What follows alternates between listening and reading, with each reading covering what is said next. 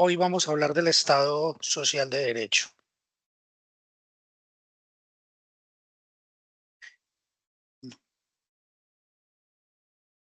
Nosotros vamos a encontrar con diferentes formas de entender el concepto de Estado.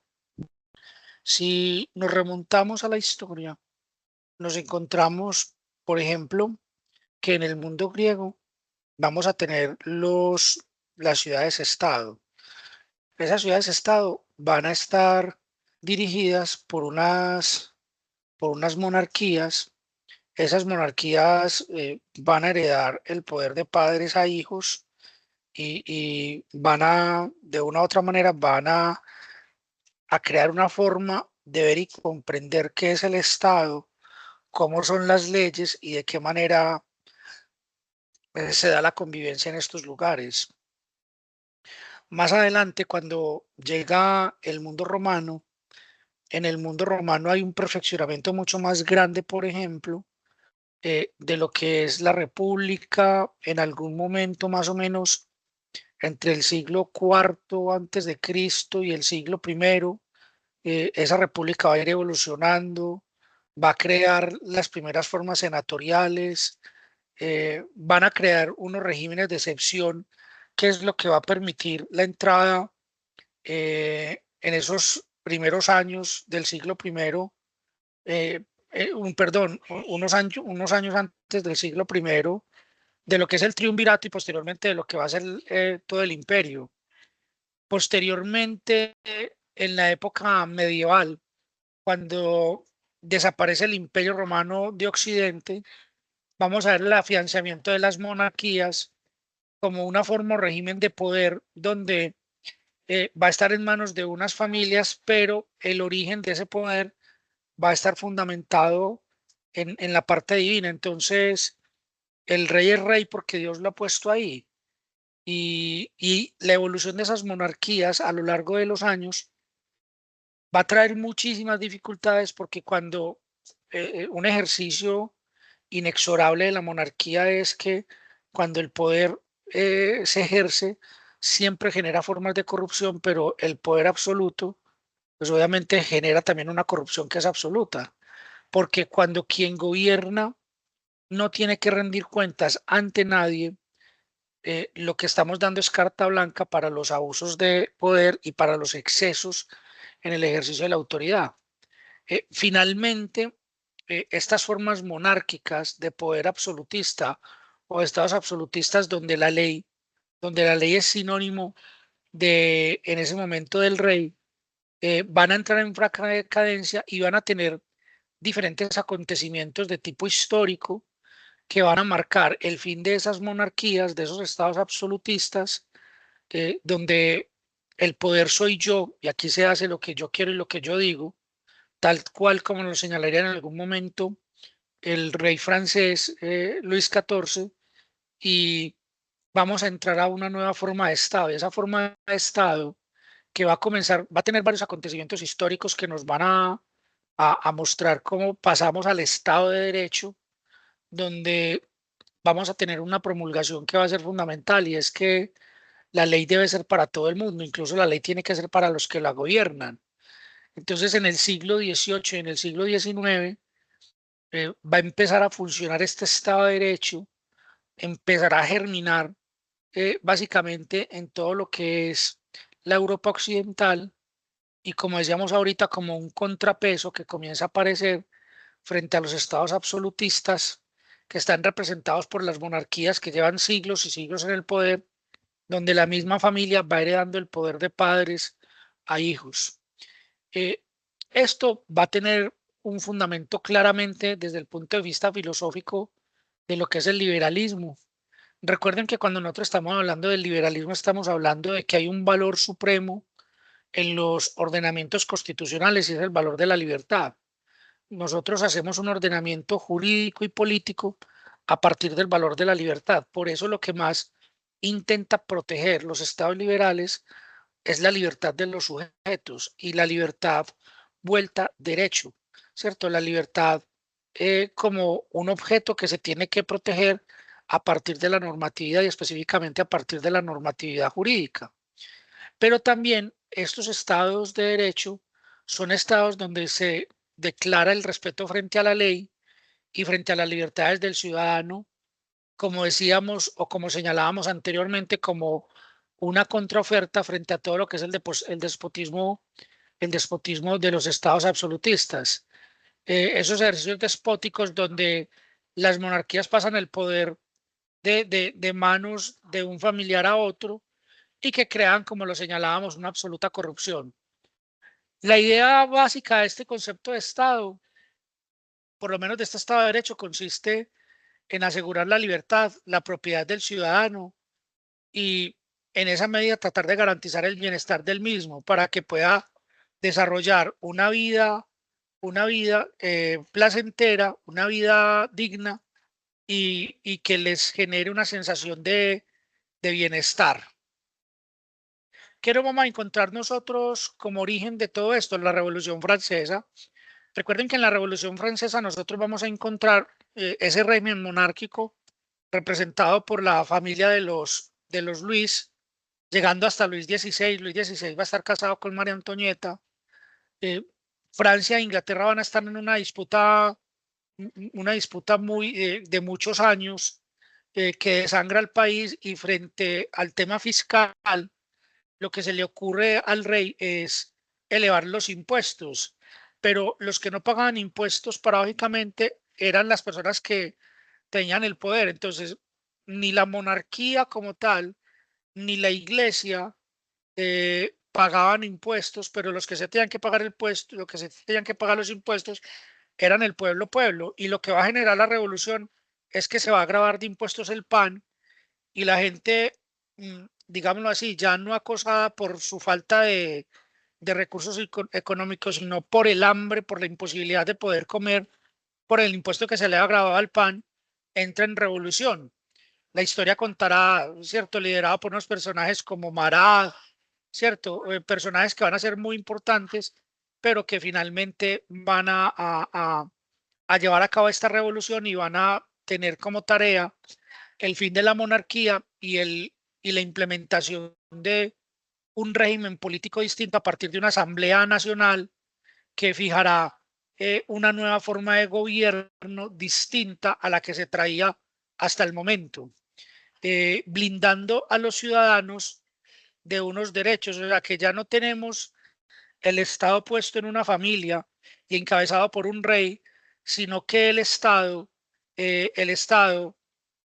tiene como primacía el tema de la ley, el Estado de Derecho tiene un principio de gobernanza y que se convierte en un principio de gobernanza que sigue estando vigente hasta nuestros días, y es que la ley tiene que ser para todos, la ley tiene que ser tanto para quienes ostentan el poder como la ley tiene que ser también para todos aquellos que de una u otra manera son favorecidos por ese poder.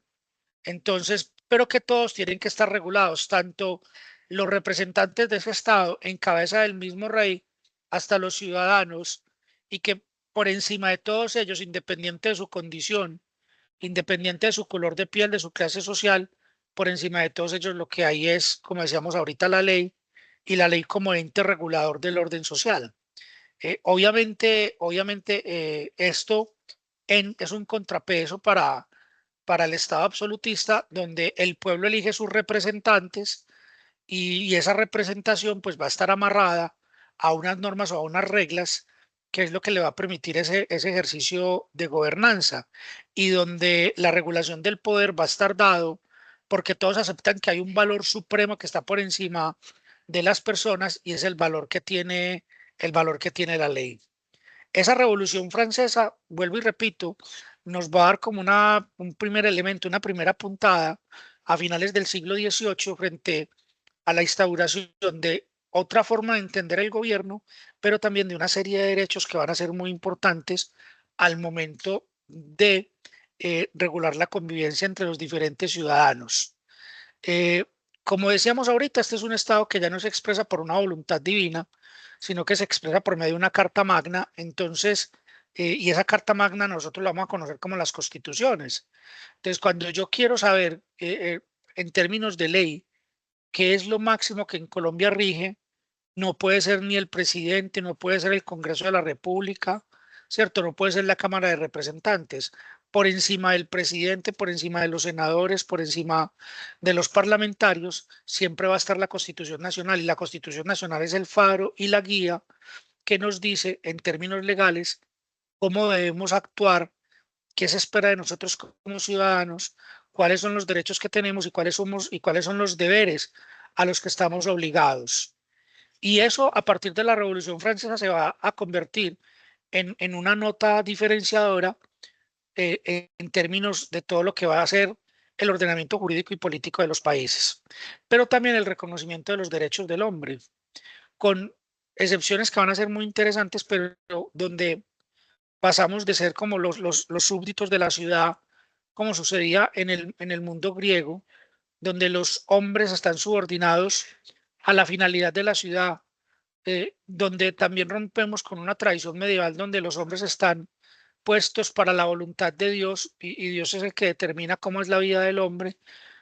Pasamos a un ordenamiento político donde los ciudadanos, antes que tener unas obligaciones, tienen unos derechos y esos derechos van a estar protegidos y van a estar tutelados en términos políticos por el Estado. Y un tema que va a ser supremamente importante es la separación de poderes dentro del Estado. Nosotros hoy hablamos de tres poderes, que es el poder ejecutivo que está en cabeza del presidente de la República, el poder legislativo, donde están los congresistas, y el poder judicial, que para nosotros sería toda la fiscalía. Entonces está quien hace las leyes, ¿cierto? Quien castiga el incumplimiento de la ley, que es el poder judicial, y el poder ejecutivo, que es el de la toma de decisiones, que es el presidencial. Entonces cada uno va a ejercer una forma de control de poder sobre el otro para que no volvamos a caer nuevamente en esas figuras donde sobre una persona recae todo el poder y cuando recae todo el poder, pues obviamente esto se presta para hechos de corrupción. Entonces se supone que tanto la Fiscalía como el Congreso de la República son un control para el presidente, pero a su vez el presidente del Congreso son un control para la Fiscalía y a su vez presidencia y Fiscalía son un contrapoder para el poder legislativo. La idea de que estén separados es que cada uno vigile al otro y de esta manera sea un poder limitado para que no se convierta en un poder absoluto. Entonces son ya varios siglos donde se ha intentado instaurar esta condición y que ha permitido que nosotros tengamos un desarrollo en términos políticos tal cual como el que estamos hablando en estos momentos. ¿Qué se entendería entonces más allá del Estado social? Un Estado social de derecho. A pesar de que la idea liberal establece el deber del Estado, solo allí donde el individuo no se baste a sí mismo, el Estado de Derecho, así concebido, incluye tareas económicas y culturales, superando el concepto de Kant, quien establece una separación entre el Estado de Derecho y el Estado de Administración. Vamos a explicar lo siguiente. Estamos haciendo un gran cambio cuando pasamos de los regímenes absolutistas propios de las monarquías a los estados de derecho. Y el Estado de Derecho, donde decimos toda forma de organización del Estado está subordinado no a una persona, no a una figura, sino al cumplimiento de la ley y el respeto por la ley misma. Pero también en esa medida comenzamos a darle ciertas funciones al Estado y esas funciones al Estado que inicialmente estaban muy encaminadas a la defensa del territorio y a la defensa de la propiedad, comienzan a tener otras tareas distintas. Entonces ya comenzamos a decir, el Estado no solamente está, por ejemplo, para entrar en acción cuando ve amenazadas sus intereses o sus fronteras por emergencia de los vecinos, ¿cierto? Por situaciones que tienen que ver con los vecinos. Entonces, si un ejército de un país vecino invade mis territorios, el Estado responde mandando sus tropas, mandando su ejército para contrarrestar esta acción del ejército del país vecino. Ya no solamente, vuelvo y repito, tiene que ver con una situación de defensa, sino que hay un encargo que va mucho más allá. Y como lo señala la diapositiva, tiene que ver con tareas económicas y culturales. El Estado también tiene un papel primordial garantizando ciertos derechos económicos, políticos y sociales que más adelante los vamos a poder ejemplificar de una mejor manera, como sucede en la diapositiva. Qué pasaba cuando, por ejemplo, llegaba la guerra y en medio de la guerra quedaban las localidades devastadas por el paso de los ejércitos? Entonces, los saqueos, las matanzas, pues hombre, eso no era función del Estado. Cada ciudadano tendría que resolver la situación de la manera como bien pudiera resolverla. Entonces, si el ejército enemigo, para llegar al lugar de confrontación con el ejército de un territorio, de un estado, pasaba por unas ciudades y por unos pueblos, lo más seguro era que arrasaba con esas ciudades y con esos pueblos, y las personas que eran víctimas de esos saqueos, que eran víctimas de esa violencia, pues tenían cada uno que buscar la manera de recuperarse tanto desde la parte social y económica como desde la parte moral y psicológica. Cuando decimos que el Estado debe tener otras funciones más allá del tema de seguridad, empezamos a decir, vea, por ejemplo, cuando sucede una inundación y las personas lo pierden absolutamente todo, el Estado también está en la obligación de hacer una asistencia a esos lugares. El papel del Estado no solamente es defender frente al tema de las amenazas internas y externas, porque también el Estado tiene que entrar a garantizar la supervivencia de las personas frente a las amenazas internas. Entonces, si hay bandas delincuenciales, si hay grupos al margen de la ley, el Estado tendrá que resolver esas situaciones porque pues es de su competencia y es de su resorte esa amenaza interna.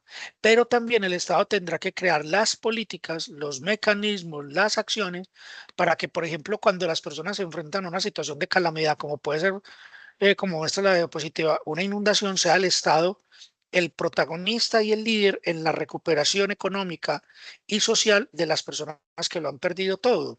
E incluso hay situaciones donde funcionamos a partir de principios como el de la solidaridad. Entonces el Estado no solamente responde con los recursos que tiene, sino que el Estado hace el llamado de atención para que los ciudadanos se vuelve como en una interventoría donde el Estado lo organiza todo para que los ciudadanos de manera particular, ¿cierto?, puedan ayudar desde un principio de solidaridad, puedan ayudar a las personas que lo perdieron todo. En esa medida, cuando uno escucha esas campañas de el Estado hace un llamado de atención para que ayuden a las personas de tal lugar del territorio nacional que lo perdieron todo por una inundación, por un terremoto, ¿cierto? Por alguna calamidad de tipo natural, puedan verse beneficiados de las obras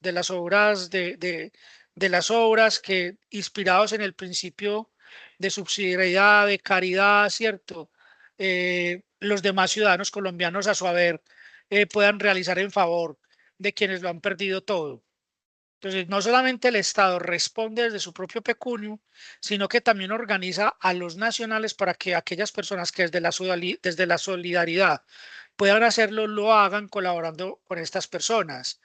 Pero también no solamente es en estas situaciones excepcionales, como son las catástrofes naturales, sino que también es frente a otros derechos que inicialmente estaban clasificados como derechos de segunda generación, pero que en algún momento se convirtieron en derechos de primera generación, como es el tema de la salud.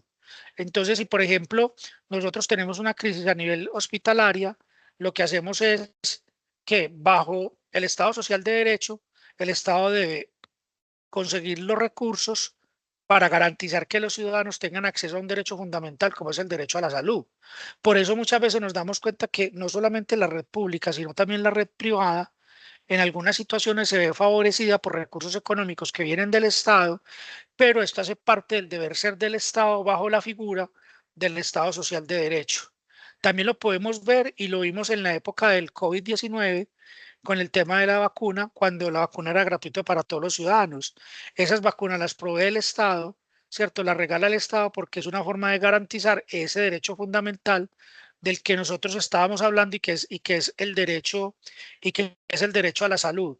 Todo esto va a tener un origen muy interesante y va a estar inspirado en una situación también muy importante que se va a dar en el siglo XIX, que va a ser, recuerden que ya traíamos como el cambio de modelo desde la parte teórica, desde la parte conceptual y la parte práctica, herencia de la Revolución Francesa, en que el Estado podía ser definido de otra manera y su ejercicio de poder lo podíamos realizar de otra manera distinta, sino que también la Revolución Francesa estuvo en gran parte inspirada por una nueva clase social que era la burguesía. Entonces nosotros teníamos el pueblo Teníamos el pueblo, dentro del pueblo los comerciantes que empezaban cada vez a tener un mejor recurso económico.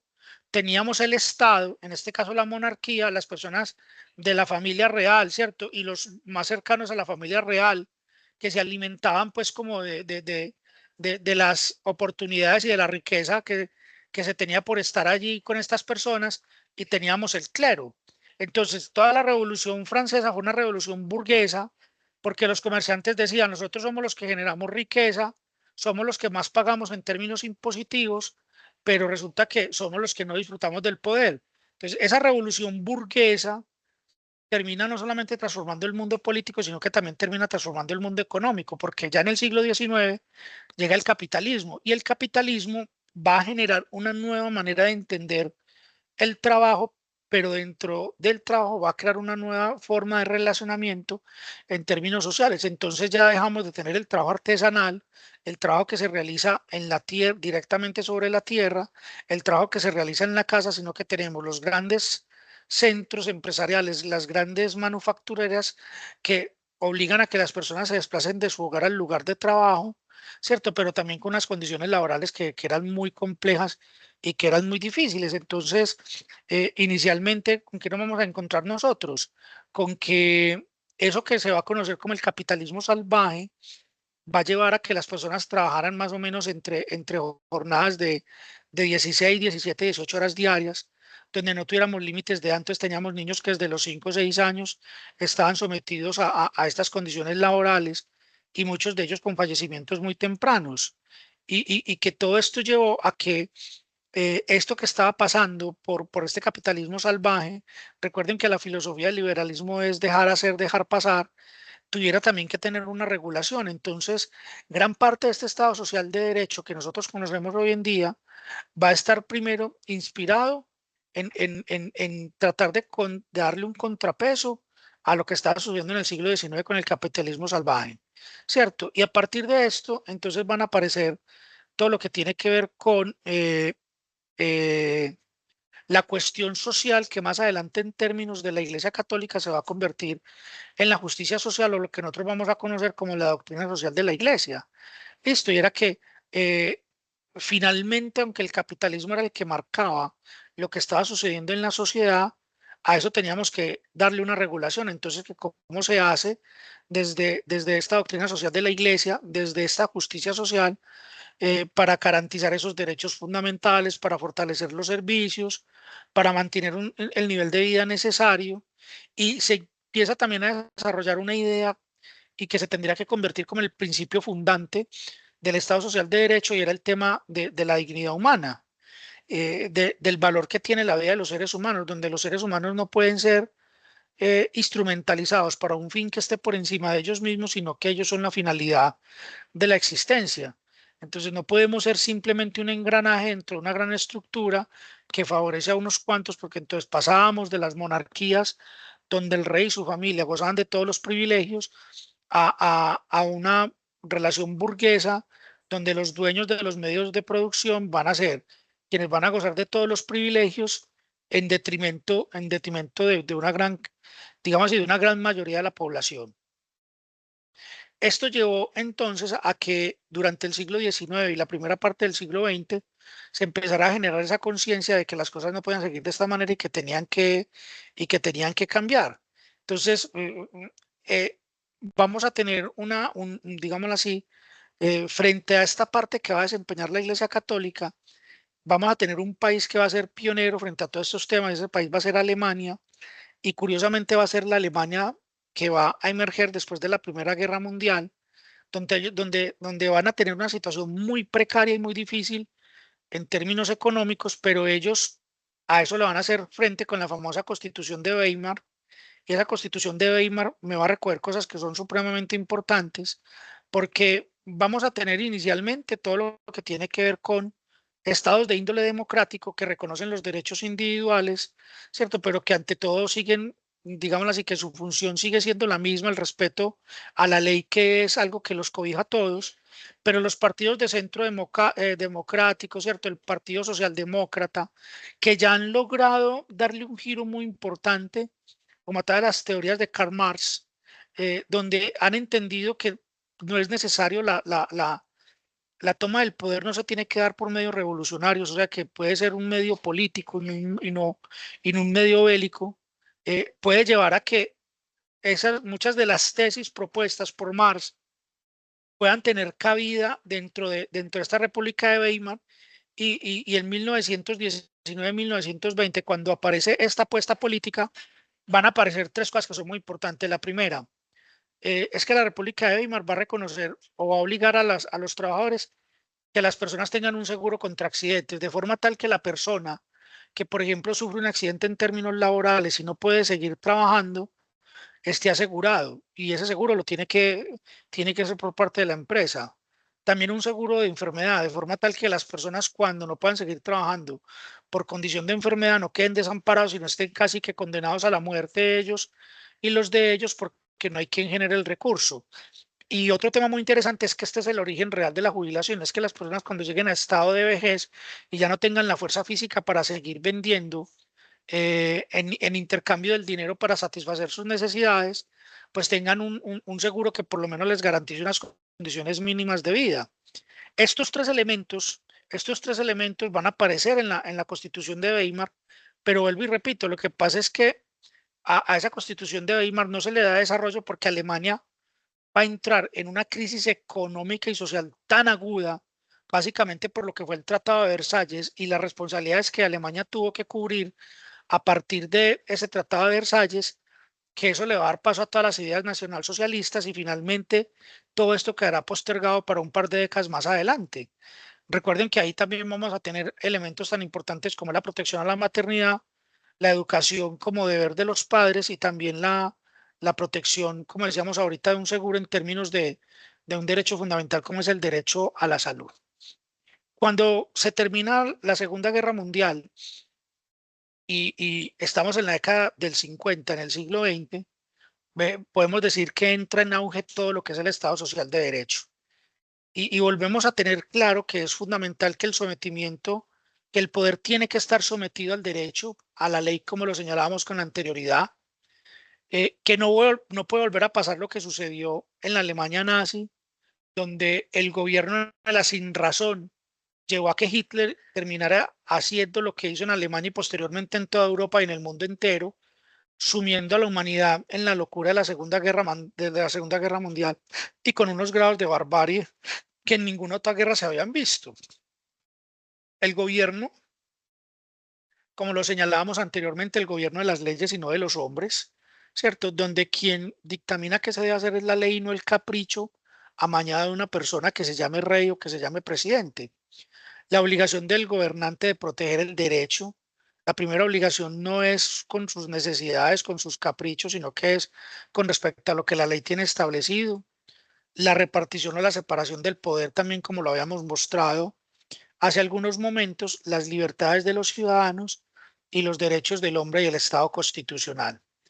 Todo esto estaba muy claro en la segunda mitad del siglo XX y ya tenemos un desarrollo muy interesante de todo lo que era el Estado de Derecho a partir de lo que habíamos mostrado, ¿cierto? Desde la misma Revolución Francesa, desde el capitalismo salvaje, desde las dos guerras mundiales y desde todo lo que se había entretejido en dos siglos de historia hasta que llegamos al final de la Segunda Guerra Mundial y ya pasábamos de ese Estado de Derecho a la idea del Estado Social de Derecho. Y es que, aunque por supuesto el Estado tiene la obligación de la defensa y la seguridad del territorio y de los ciudadanos, a esas formas de Estado también hay que colocarles también hay que colocarles un freno, también hay que colocarles un límite. Entonces aparece el tema de cómo se protege frente al abuso de poder, por ejemplo, frente a la fuerza pública, porque las leyes no son solamente para los ciudadanos, entonces también se van a crear una serie de derechos para los ciudadanos, esos derechos se convierten en unas leyes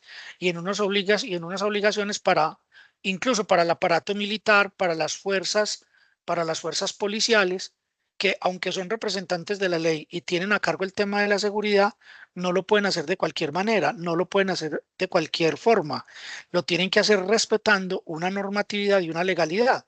Y nosotros nos damos cuenta que hoy, casi 70 años, casi 75 años después de todo esto, vemos que permanentemente se siguen señalando. Esto puede pasar y de hecho ha pasado, está pasando y muy seguramente seguirá pasando.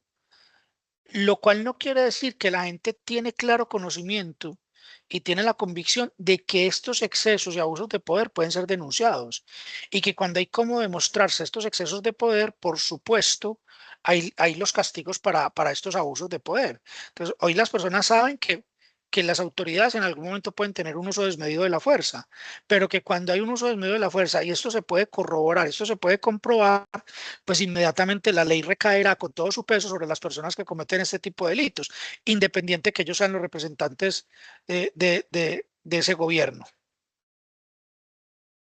Y no solamente son las normas y las leyes que son para todos, sino que también van a aparecer unos órganos de control que se van a encargar como instituciones también de, primero, de fiscalizar que las personas que trabajan para el gobierno hagan su trabajo bien hecho y que no solamente lo hagan bien hecho, sino que sean sancionados en el momento que cometan alguna irregularidad. Entonces aparecen los órganos de control del Estado, que para nosotros aquí en Colombia, ¿cuáles son?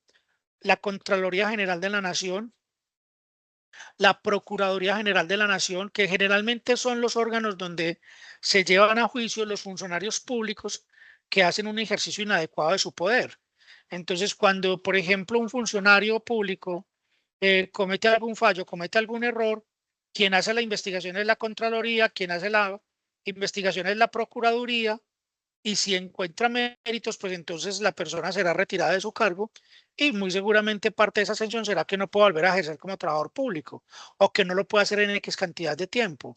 La Contaduría, el Archivo General de la Nación, el Departamento Administrativo de la Función Pública, la Comisión Segunda Constitucional Permanente del Senado de la República de las Relaciones Internacionales. Nosotros tenemos todos esos órganos de control que sirven o que tienen como función eso que estábamos diciendo, pero aquí se abre quizás el tema más importante y que me gustaría detenerme un poquitico más, que es el principio de garantía de los derechos fundamentales. Entonces decíamos ahorita, vea, recogiendo, ¿qué tenemos? Todos los ciudadanos están de una u otra manera bajo el ordenamiento que la ley propone, independiente si eres funcionario, si eres ciudadano, como se dice vulgarmente de AP, o si eres el presidente de la República. El hecho es que la ley para los tres es exactamente igual. Genera las mismas obligaciones y su incumplimiento genera los mismos castigos. También habíamos dicho que eso se hacía era tratando de proteger unos derechos que se positivizan para tener los mecanismos de, primero, de garantía de cumplimiento y de castigo frente a su incumplimiento. Pero también lo hacemos porque se garantizan unos derechos que son fundamentales. Entonces, y esos derechos fundamentales, el Estado comienza a tener un papel activo frente a los mismos. ¿En qué consiste este papel activo del Estado frente a los derechos fundamentales?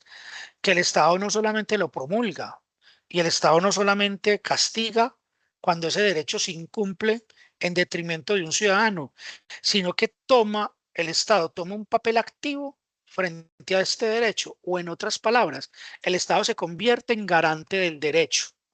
El Estado es el que tiene que liderar que estos derechos se cumplan. Un componente material básico del Estado de Derecho es la garantía de los derechos personales fundamentales. Parte esencial de un orden constitucional es la incorporación de los derechos fundamentales, cuya función principal es poner límites al poder del Estado, a fin de preservar al individuo frente a la arbitrariedad de las autoridades, como lo señalábamos con la imagen anterior. Listo. Dentro de las garantías se encuentra la protección por parte del Estado a derechos como la vida, la salud, la seguridad social, la intimidad, la nacionalidad, la identidad, la educación, la libertad, la personal, ¿cierto? La libertad de expresión, libertad de conciencia, integridad física, psíquica y moral. Todo esto con un señalamiento muy puntual y muy específico. Ese señalamiento es el siguiente. Como decíamos ahorita, el quid del asunto está en que el Estado toma un papel protagónico frente a estos derechos que han denominado fundamentales. ¿Y por qué se consideran fundamentales? Porque estos derechos son los que le permiten a la persona tener una vida digna. Si tú tienes una vida digna, ¿cierto? Es porque tienes acceso a todo esto que estamos nombrando acá. Por ende, el papel del Estado no solamente es proteger que tu casa no sea objeto de saqueo por parte de ladrones, que el territorio no esté en manos de grupos al margen de la ley, que no suframos invasiones en nuestro territorio, ¿cierto? Por ejércitos de países distintos al nuestro, sino que el Estado también tiene que tener un papel protagónico frente a cómo vas a proteger la vida. ¿Cómo vas a proteger la salud? ¿Cierto? El Estado también tiene que decir qué va a hacer para el tema de la seguridad social, pero también frente al tema de las libertades, frente al tema de la libertad personal, frente al tema de la libertad de expresión, frente al tema de la libertad de conciencia, frente al tema de la integridad física, psíquica y moral. Y cuando decimos que tiene un papel protagónico es que el Estado es el garante que ese derecho se cumpla, en términos de que tiene que crear las condiciones para que el derecho esté manifiesto, pero también tiene que castigar cualquier forma de violación, ¿cierto? O de acceso a ese derecho. Entonces, en el campo de esos derechos fundamentales, mire, por supuesto que el Estado nos defiende de las amenazas, como lo señalamos ahorita, pero si dentro de mi proyecto de dignidad está el vivir en un territorio en paz, el Estado tiene que garantizar las condiciones necesarias para que los ciudadanos vivamos en paz, para que vivamos con absoluta tranquilidad. Tendrá que implementar las políticas y las acciones que permitan esto. ¿Esto significa castigar a los delincuentes? Por supuesto que esto significa castigar a los delincuentes. Esto significa conseguir a los grupos terroristas que atentan contra la seguridad de la nación y de los ciudadanos. Por supuesto que tendrá que incluir perseguir a estos grupos, pero también en algún momento el Estado, frente a una situación determinada, tendrá que tomar, por ejemplo, implementar medidas que no sean de persecución y de castigo, sino, por ejemplo, de justicias transicionales y de negociación. Dependiendo del momento histórico y de las circunstancias, el Estado determinará cuál es el mecanismo que utiliza para poder garantizar esa paz. Pues obviamente tendrá que exponerlo frente a todos los ciudadanos, tendrá que contar con la aprobación de las mayorías, pero repito, pues es una obligación del Estado. Y como tanto es obligación del Estado castigar a los criminales, como en algún momento, por medio de estos mecanismos alternativos, también, también tendrá que garantizar procesos de negociación que le impliquen a las personas vivir en condiciones de mayor seguridad. En el campo de los derechos fundamentales, sí, el Estado está hecho para pensar en los derechos de absolutamente todos, ¿cierto? Si la mayoría, por ejemplo, de la población tiene una condición en términos sexuales, no quiere decir que no sea obligación del Estado pensar en esos que son minoría. Por el contrario, al ser minoría, el Estado tiene que tener digámoslo así, el Estado tendrá que tener una mayor asertividad de crear los mecanismos de protección para los derechos de estas personas. Entonces, cuando nosotros hablamos, por ejemplo, de la población LGBTQ+, estas personas también son objeto de protección por parte del Estado y sus derechos son tan importantes como los derechos de otros segmentos de la población. Y al ser minoría y por ende tener una mayor vulnerabilidad, tendrán que tener una especial protección los derechos de estas personas por parte del Estado, porque tanto derecho tienen ellos a desarrollar una vida plena y feliz como lo tienen las personas que están ubicados en otro segmento de la población en razón, como decíamos, de la manera como se relacionan con las demás personas. Y aquí, vuelvo a repetir, vamos a encontrar un elemento determinante y que nos va a marcar como la pauta a partir de la década del 50, del 70, de cuál es el futuro en términos políticos de los estados, sobre todo en las sociedades occidentales. En Colombia, ¿qué tenemos nosotros? Colombia cogió esta figura del Estado Social de Derecho en la Constitución de 1991. Una definición sintética de estos derechos es la siguiente: son los derechos inherentes a la persona humana. Usualmente se les ha identificado con los derechos individuales. Sin embargo, en Colombia han sido reconocidos por la Corte Constitucional algunos derechos pertenecientes a la llamada segunda generación, es decir, ha reconocido como derechos fundamentales ciertos derechos sociales que son necesarios porque para que la persona humana cuente con una vida digna. Cuando nosotros hablamos, por ejemplo, del derecho a la libertad de expresión, está garantizado. y tiene que estar garantizado en un país como el nuestro. A la libertad de conciencia también está garantizada. Eso tiene que ver con que, por ejemplo, hoy no se le puede obligar a una persona que participe de una forma de culto, ¿cierto? Las instituciones que son religiosas, si reciben personas que tengan cultos diferentes, tendrán que organizar actividades para esas personas, pero no podría obligarlos. Entonces, si yo tengo un colegio católico, pero en el colegio católico se inscribe un muchacho que tiene una confesionalidad distinta al catolicismo, ese colegio no podrá obligar a esta persona que participe de los oficios religiosos. Y mientras la mayoría, porque puede ser la mayoría, participa del oficio religioso, esta persona tendrá que tener otra actividad paralela que no vulnere sus derechos y que no se le convierta en una forma de imposición, porque la mayoría lo hace de esa forma, lo hace de esa manera. Ahí nosotros vamos a ir viendo cómo vamos progresando.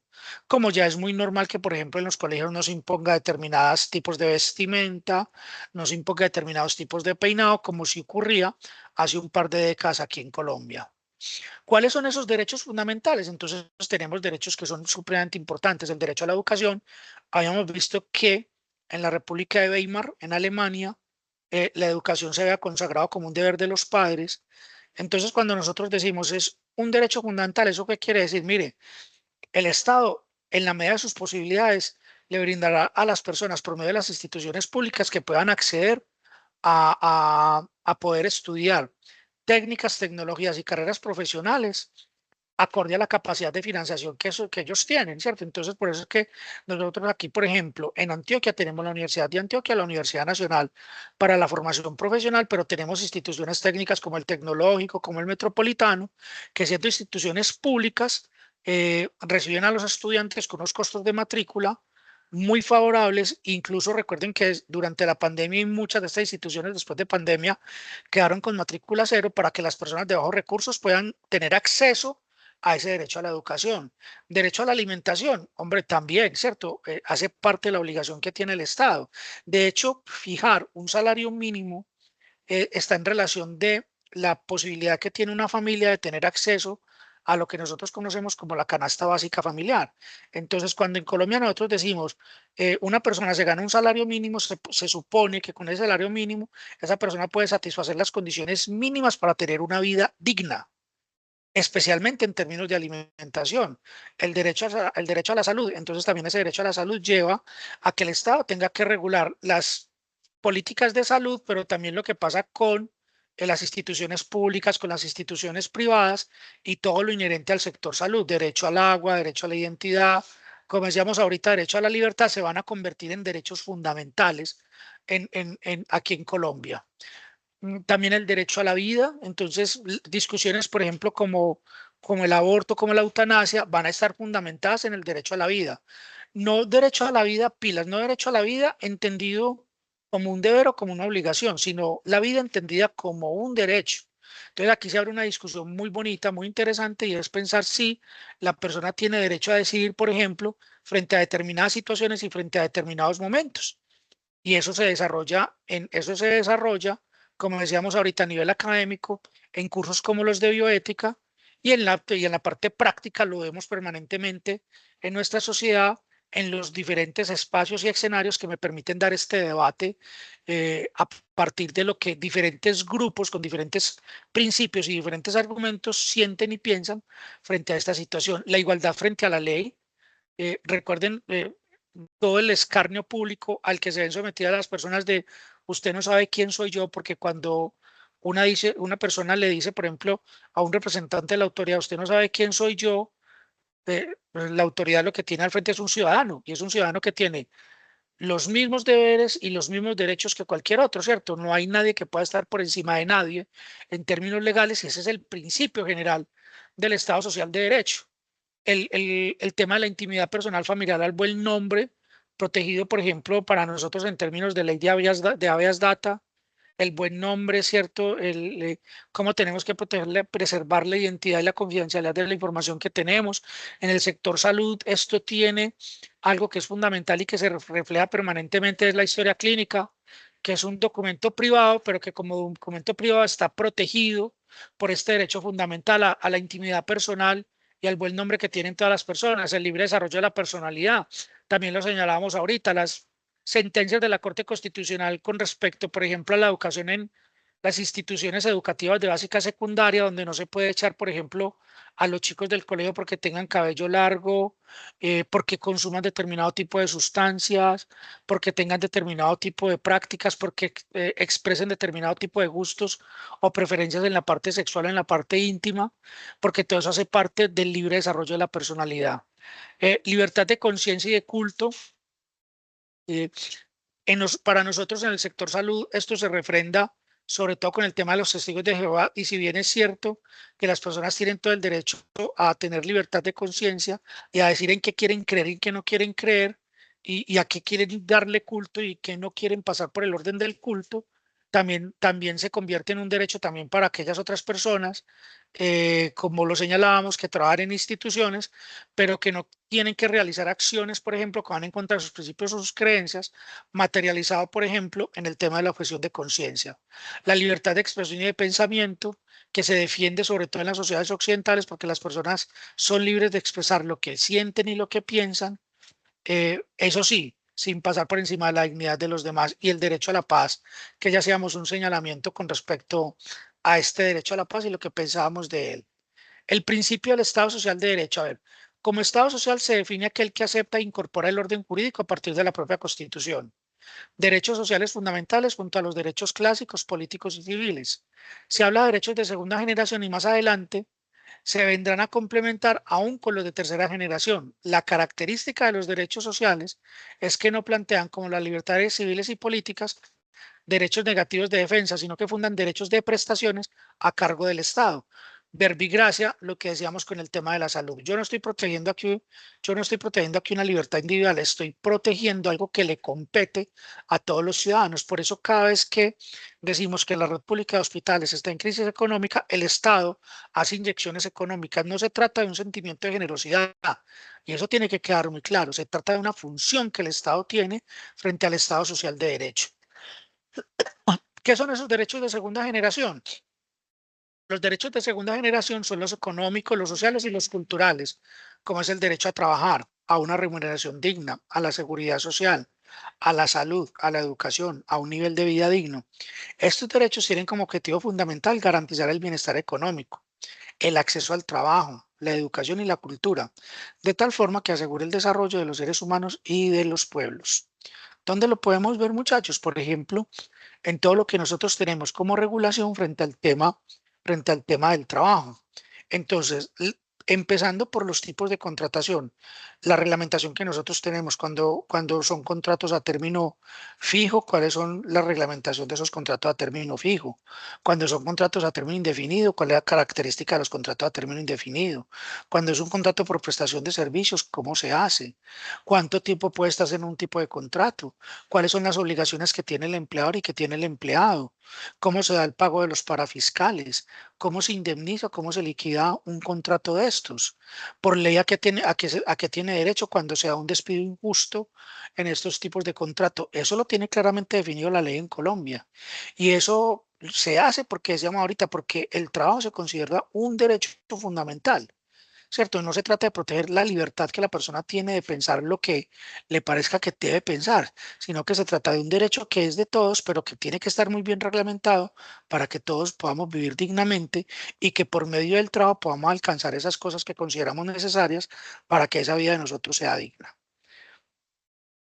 El Estado social de derecho es insuficiente para hacer realidad el principio formalmente consagrado de la igualdad, pues el legislador no tiene en cuenta dentro de tal Estado las relaciones sociales de poder, convirtiendo así el derecho en una expresión de los más fuertes. Por el contrario, el Estado social de derecho ha de proponerse favorecer la igualdad social real. Ahorita lo señalamos, por ejemplo, con las poblaciones más vulnerables. El propósito del Estado social de derecho es que todos seamos iguales ante la ley, frente al acceso a la ley y frente al acceso a los derechos. Pero también tiene una función que es muy interesante. Esa función es que a todo el mundo no se le puede dar lo mismo, porque no todo el mundo vive y experimenta las mismas necesidades. Y eso hace parte de un concepto que ya lo mencionamos, el concepto de justicia social. Equidad no es darle a todas las personas lo mismo, equidad es darle a cada persona lo que cada persona necesita. Y, por ejemplo, verbigracia, eso sucede con el derecho a la salud. Lo que se hace como triaje en un servicio de urgencias funciona bajo esta condición. ¿Un triaje para qué es? Porque yo tengo que priorizar dentro de un universo determinado cuáles son los pacientes que tengo que atender de manera inmediata y cuáles son los pacientes que me dan un tiempo de espera. Ese es el sentido del triaje. Todo el mundo tiene acceso al derecho. Todo el mundo tiene derecho a la salud. Lo que pasa es que a todos no los podemos atender de manera inmediata, porque yo lo priorizo, por lo menos la salud en términos de justicia social dice, atendamos a quien más lo necesita. En un servicio de urgencias atendamos al que presenta una mayor condición de gravedad y pongámoslo delante de aquel que me da un tiempo de espera. Uno dice, podrían haber otros mecanismos, sí, podrían haber esos otros mecanismos, pero por ahora ese es el mecanismo que hemos escogido. Y como les decía ahorita, no se trata de darle a todo el mundo lo mismo. Se trata de darle a cada persona lo que cada persona necesita en razón de unos criterios que se tienen preestablecidos. Y eso también es una forma de justicia. Eso es una forma de entender que podemos tener ciertos patrones y ciertos comportamientos frente a este tipo de situaciones. Decíamos ahorita, sí, iguales frente a la ley en términos de acceso, pero no iguales en términos de la ley, en términos de necesidad. Elementos del Estado Social de Derecho. Primero, la obligación de establecer condiciones de vida soportables, estándares mínimos para toda la sociedad o mínimo existencial. Si ustedes son curiosos, por eso nosotros aquí en Colombia tenemos, por ejemplo, el Boletín del Consumidor. La gente se podría preguntar, ¿a mí qué me interesa si la papa, el precio de la papa en Bogotá es estable, subió o bajó de precio? ¿O a mí qué me interesa si el kilo de tomate vale más o vale menos de lo que costaba ayer? A mí qué me interesa en cuánto se fija el precio de la canasta básica familiar. Y resulta que esas son las condiciones mínimas soportables para una población para poder tener acceso, como decíamos ahorita, al derecho fundamental. Y el Estado es quien debe crear esas formas de medición. Y el Estado es quien las debe socializar. Y el Estado es el que tiene que crear las políticas para que las personas tengan acceso frente a estos derechos fundamentales. En el tema de seguridad social, el tema del seguro social, ¿cierto? Código de asistencia en el momento que se necesite. En el tema de igualdad social, igualdad de oportunidades, protección a los socialmente débiles, la igualdad no es un principio absoluto, se refiere a un tratamiento favorable a los socialmente desfavorecidos y en todo caso igualdad de chances, como lo señalábamos hace unos instantes, que es muy importante que lo tengan presente. El tema de la equidad social, un sistema jurídico público de indemnización en el caso de intervenciones del Estado en los derechos de los individuos. Igualmente debe haber un comportamiento social justo del individuo frente al Estado, lo que implica un sentido responsable de la propiedad. Colombia es un Estado social de derecho, así lo declaró la Constitución Política en su artículo número 1, Estado social de derecho, y esta fue quizás la mayor innovación introducida en dicha constitución, pues pasamos de la constitución de 1886 que estaba consagrada al corazón de Jesús, a ser un Estado social de derecho. Entonces pasamos de un Estado confesional a un Estado laico bajo la figura del Estado social de derecho, un cambio fundamental de aquellas que configuran la esencia misma del Estado y no podrían ser reformadas ni sustituidas sin un completo cambio de la Constitución. Para algunas personas, estamos en el momento de la crisis del Estado Social de Derecho porque las demandas siempre son infinitamente superiores a la capacidad de respuesta que se tiene frente a la misma. ¿Eso qué quiere decir? Mire, si yo cojo el tema de la salud, si yo cojo el tema de la alimentación, si cojo el tema de la vivienda, si cojo sobre todo esos derechos de segunda generación, siempre va a estar por debajo frente a los recursos que tengo para satisfacer esas demandas versus, como decíamos ahorita, la capacidad real de dar cuenta de todo eso. Entonces, eso ha generado muchas crisis económicas, acumulaciones de obligaciones sociales por parte del Estado, como sucede con el tema pensional, y eso ha llevado a que se prenda el debate en determinados países frente a la llamada crisis del Estado social o la denominada crisis de gobernabilidad. Frente a esta situación se proponen dos soluciones distintas, ambas en sentidos opuestos, pues como de la ecuación. La primera, la de desmontar por completo el Estado social y todo el sistema de políticas de bienestar social, como ahogan los adalides del neoliberalismo. ¿Eso qué quiere decir? Algo parecido a lo que venía en el liberalismo del siglo XIX. Dejar hacer y dejar pasar. El Estado que se dedique a crear las condiciones, pero que cada individuo se resuelva como pueda. Lo que pasa es que si yo doy unos beneficios y luego los quito, entonces lo que entramos a deslegitimar es la gobernabilidad misma. Entonces, eso ya tendría pues como un contrasentido. Más adecuada me parece a mí es la propuesta de un Estado social y democrático de derecho que manteniendo líneas esenciales de su orientación privilegia un tipo de intervención más cualitativa que cuantitativa. ¿Eso qué quiere decir? Es imposible satisfacer la necesidad de todo el mundo. Pero Amartya Sen tiene una frase muy bonita y dice, eh, el problema de la justicia es que la justicia se nos convirtió en un debate de filósofos y de políticos. Entonces, cuando es de filósofos, el filósofo tiene la particularidad de ser todo inalcanzable, ¿cierto? Porque lo vuelve conceptual, pero poco pragmático, poco real. Y el político todo lo vuelve retórica, o sea, todo lo vuelve palabra, pero no lo lleva tampoco al hecho real. Amartya Sen dice, mire, el gran problema de la justicia es que cayó en manos de la filosofía y cayó en manos de la política. Y resulta que ni la filosofía ni la política en más de 2500 años han resuelto el tema de la justicia. Entonces, Amartya Sen, en un texto sobre qué es la justicia, deberíamos de hacer como una especie de lista de chequeo, mirar qué recursos tenemos y decir qué podemos cambiar y qué no podemos cambiar y que sea real, ¿cierto? En un sentido muy pragmático, propia pues de los norteamericanos. Nosotros aquí también tendríamos que decir lo mismo frente al tema de los derechos fundamentales. Hay cosas que estamos votando por los regallinazos, pero hay muchas cosas que sí podemos hacer y hay cosas que las podemos hacer muy bien hechas. Y esa recanalización de recursos nos permitiría a nosotros ser mucho más efectivos y ser mucho más eficaces frente a lo que hacemos. Y que obviamente nos generaría una mayor sensación de bienestar y generaría unas mejores condiciones de vida para los ciudadanos. Esto es el Estado Social de Derecho. Esta es la sombrilla política que nosotros tenemos en términos de sociedad. Esto es lo que cobija todas las decisiones que nosotros tomamos hoy de tipo legal, de tipo jurídico, de tipo ético.